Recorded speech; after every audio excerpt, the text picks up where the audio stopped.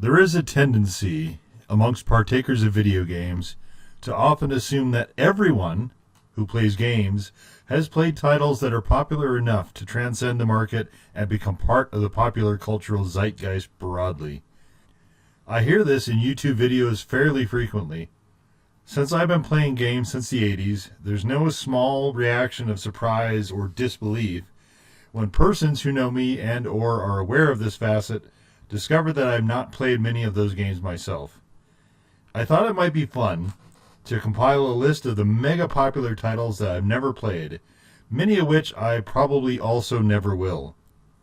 Games that I do intend to play, that have made it to my backlog, I'm not including here. Also, any game that's gated to a console past the PS4 or requires something special to play, like a VR headset, are similarly not included. This list is not ordered or ranked in any way, and, again, we rely on Topsters to make this super nifty graphic. We'll start with any Call of Duty game. I have little to no interest in multiplayer games, which I always kind of thought those were. I also thought those were Xbox exclusive for a long time and have never owned one of those consoles. Battlefield games. Battlefield is another franchise I'm engaged with little, but here I use the word Battlefield in reference to style, not the game series. For that type of game, I only have a fairly narrow interest in, and it is mainly historical in nature. Modern times doesn't usually grab me, and I think the reason there is because I'm already familiar with current times, whereas games that have time leaps that go back or forward to a time that is entirely unexplored ground are of far greater interest. Anyway, the COD games always struck me as overly silly cash siphons, originating from a cynical publisher and something to which I did not want to contribute. Next is World of Warcraft. I liked the first two Warcraft games, but I don't think I played any beyond that. Again, for a game that seems primarily multiplayer oriented, I'm sensing a theme here, as in it's just not for me. I watched a few matches, games, quests, sessions, raids, whatever they call them. I watched some of those when I had a roommate who was into the game, but it didn't seem interesting enough for me to attempt. Coming in hot is the duo of GTA 4 and 5. I played the early GTA games and San Andreas a lot, perhaps too much, to the point where I was exhausted. This was on a PS2 that left with my roommate after we moved apart. After a very long break, I resumed it again and came to the realization that the game was of a type where I could either play that or play a dozen other different games, maybe watch a few movies, read some books, maybe write one, and so on in the same time. I wound up abandoning the game again before I got even remotely near the end. I can't seem to break myself of the way I game, which is to inevitably cover as much as possible the first time I run through a game. Rather than put myself through all that again, I just didn't bother.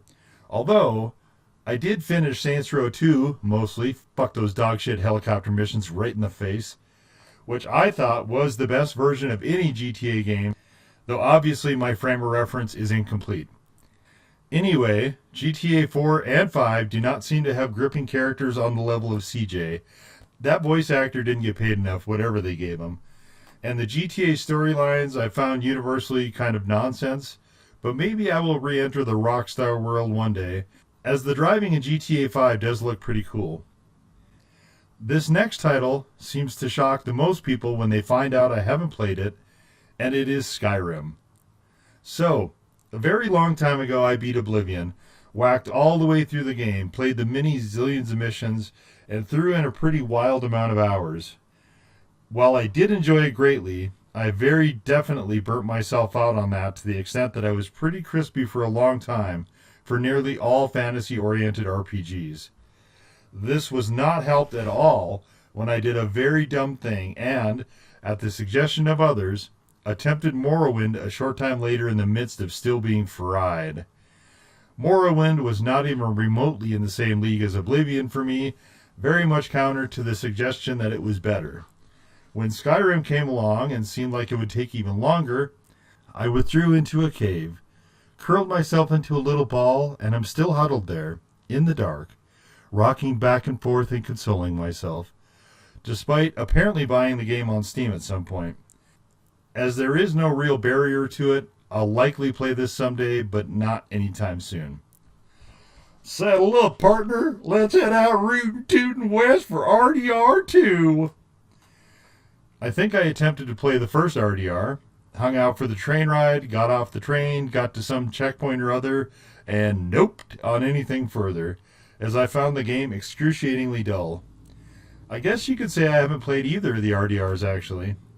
This is probably unfair, but the Wild West frontier setting I've always found remarkably uninteresting, other than to consider the ghastly stench most of those people must have had surrounding them, like a visceral aura of body odor at all times. People seem to like these games, but if I find the world boring, the odds seem prohibitively low that I will get much enjoyment out of spending hours in it. I've also never played any Pokemon game. I like the animes and the shows generally, even if some of the WCT toy figure things. Didn't hate the live action movie and generally adore the gorgeous gamer girl that references the property in her username, but I have next to no interest in ever playing any of these. I try to keep an open mind and try out new games frequently, but these remind me of other games I've already experienced in the past and didn't enjoy much. I've seen them, but never myself played any Sims game. Even when the road for me ahead seemed much longer than the one behind, and remaining time was less of a factor or even a consideration, it was hard to see why engaging with one of these games would be worthwhile. Additionally, in the perhaps longish list of stuff in games I dislike, there is top-down games, and I believe all of these are that. The games seem to me sort of a quasi-ant farm, play God kind of setting, and I find the entire premise slightly disturbing. I think it may also say something about the persons who enjoy playing these. I like casual games sometimes, but have never approached the apparently more wildly popular than I ever would have dreamed Stardew Valley and or Animal Crossing. These are the same games, right? I think they're the same game. They seem like the same type of thing, or maybe it's just that I can't keep them straight. Anyway, I'm pulling games from a Wikipedia list, and there are a lot on there that I've tried and disliked, such as Minecraft, which I'm not including here, but is the all-time best-selling game. Christ. I digress. Anyway, the Valley Crossing things have sold a lot more than I realized. They strike me as sort of sim games, just with worse graphics, and maybe more in the style of cutesy, which I'm probably the wrong audience for, but I don't generally like crafting games at all, or when games include crafting as part of the gameplay mechanism. Easily the worst part of Fallout 4 for me.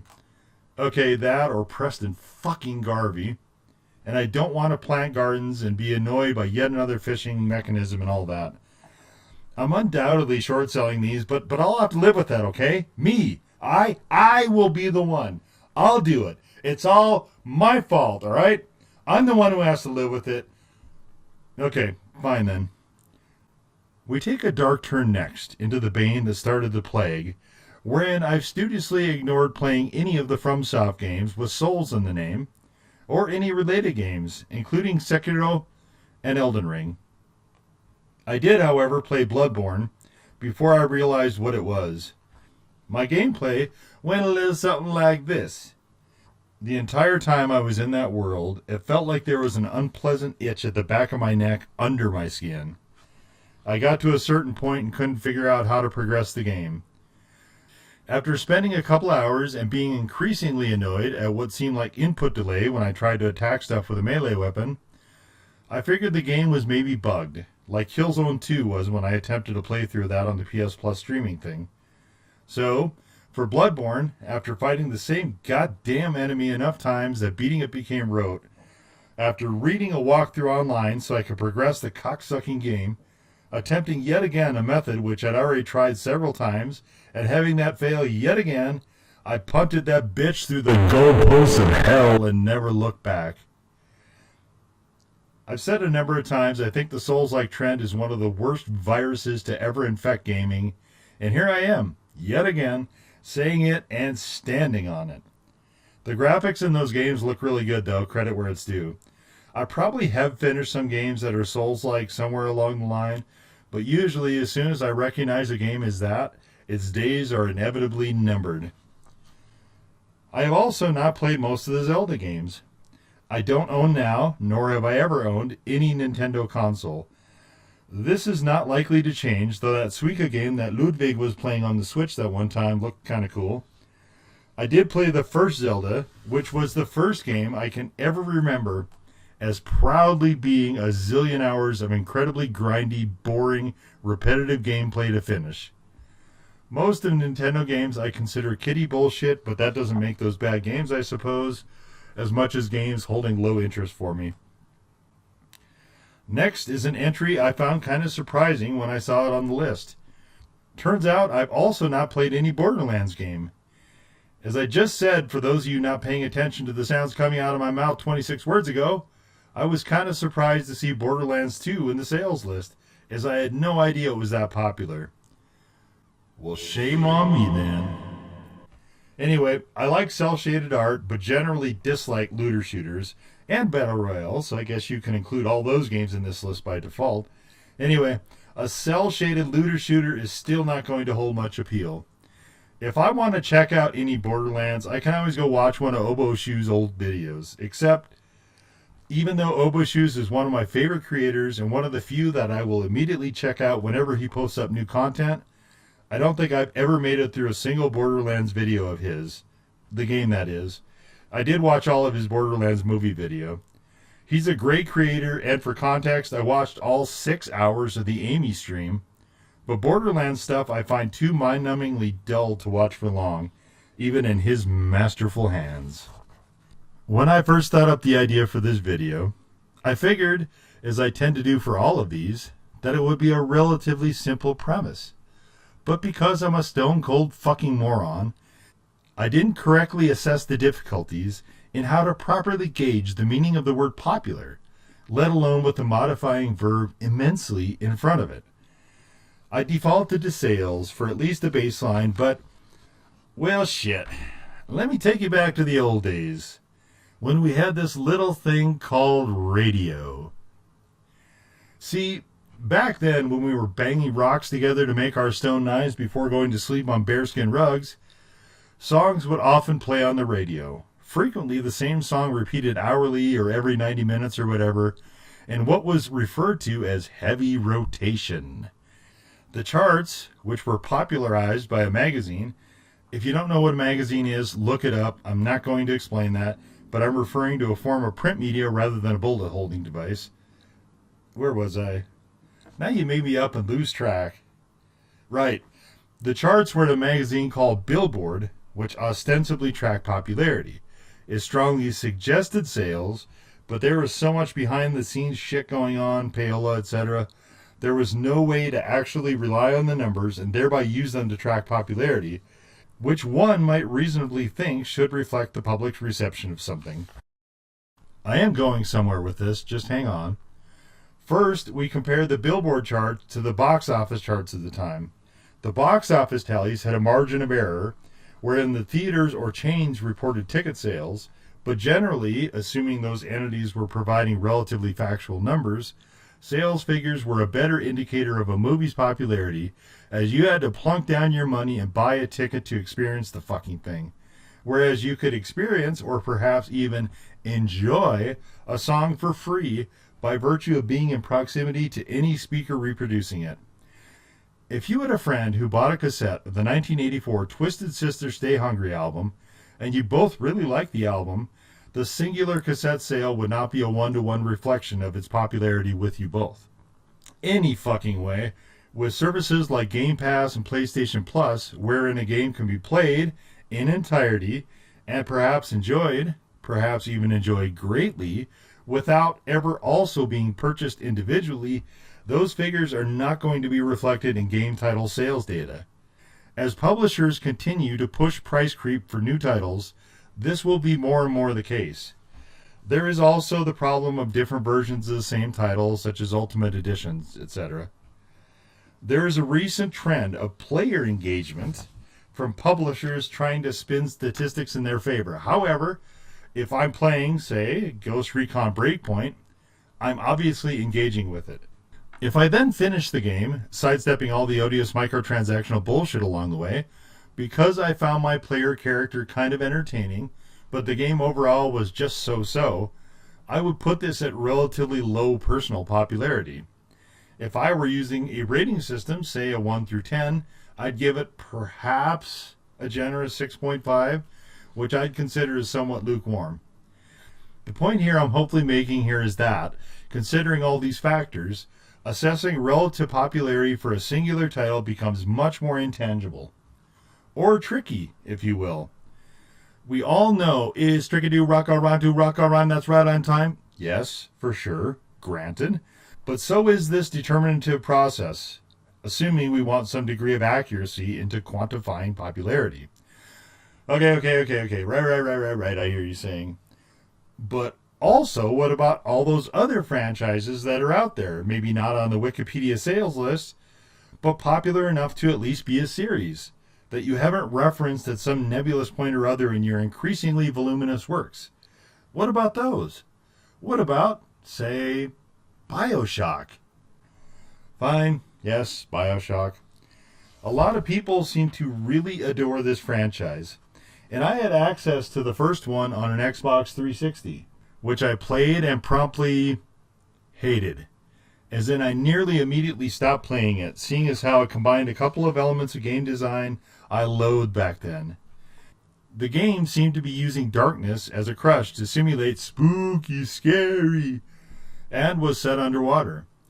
I have a very long diatribe about water in games that I may undertake someday, and yes, Soma, which was on my top 25 list, is set, perhaps implausibly, nearly entirely on the seafloor, but there's nuance, damn it! Nuance. Maybe I should do a video of all the shit I hate in video games at some point. Anyway, several years removed and much discourse later, I briefly considered maybe adding the Bioshock games to my backlog, seeing as how I do rather like the art style. I started looking around at videos of some of the other Bioshock games, and the next thing I know, my eyes rolled up on my head and I woke up with drool down one side of my face and dripping into my shirt collar. So, maybe not. Let's head to Metacritic again, but only for like the first 10 pages. I know this is getting long, but you will sit there and you will enjoy it. Just take it all in. Bask in it. Okay, I see Half-Life 2. I did briefly play both the first one and Portal. Portal tested my patience excessively. I think one needs to be in the right mind setting for that one. And Half-Life I liked, other than the goddamn stupid fucking crouch jumping fuck you very much. But I wasn't able to finish the game before losing access to the PS2 I was playing it on. Maybe one day I will return to play one or both of the Half-Lives, but someone close to me likes those games very, very much. And I have seen quite a lot of the first game, despite not playing it directly myself. Oh, I see a Batman game here. I'm not a Batman fan, and haven't played Batman anything as far as games. I hear some of them are pretty good, which is awesome, but also I don't care. And Star Wars while I'm thinking of it. Are those popular? They probably are. I also don't care about that franchise particularly, and also haven't played any of those. Oh no, wait. I did play one. It was the one where you went up the hallway corridor of a ship, pew-pewing your way merrily along or something. It was a long time ago, and I don't remember the name. I might not have ever known the name, actually. And I can't be bothered to try and find it. Fuck. Next time I'm tempted to do one of these list-type videos, I'm going to pick something easier, I swear. Maybe. Hopefully. Who am I kidding? Probably not. Different entries in the Diablo series were in both lists, the Wikipedia and the Metacritic one. I played one of the Diablo games back when I was still impressed with Blizzard, so circa late 90s. It was probably the first one, but I had the same problem there as I did with the first couple of Fallouts. Namely, I'm not a fan of the top-down perspective for games. I don't remember finding that Diablo particularly interesting, despite generally liking dungeon crawlers, so I probably decided the games just weren't for me and haven't looked into them further. I've also not played any Metal Gear game. I had a roommate who really liked those games and played them frequently, but they seem more exercises in frustration than what I wanted out of games then. Maybe now also. I do find the idea that a character has to be largely shirtless because she breathes through skin pores to be oddly amusing in a vaguely, naively informed sense. I may get to the Metal Gear someday, though I will note the work of Kojima I frequently find somewhat outlandish, probably intentionally, and I find myself wanting to like it more than I usually do. There is also both a Yakuza and Like a Dragon series. Series S? Series I? Is there a plural to series? Holy shit, focus for a second. I played through both of the Judgment games. Do those count? I think they're part of the same world, maybe. Is everything RGG does set in the same timeline? I don't know, but Yagami is an outstanding character, and Kaido is great comic relief as a side character.